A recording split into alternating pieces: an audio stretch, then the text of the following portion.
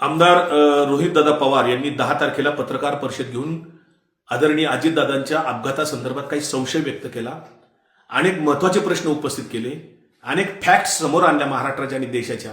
ह्या फॅक्ट्स आणि प्रश्नांच्या आधाराने चौकशी होण्याची नितांत गरज आहे. अजितदादांचा हा सरळ नैसर्गिक अपघात नाही हे आता चित्र स्पष्ट होऊ लागलेलं असताना अजितदादांच्या पक्षाचे प्रमुख नेते मंडळी मात्र याच्यावर मुख गिळून गप्प का बसलेत हा साधा प्रश्न सर्वांना पडलेला आहे.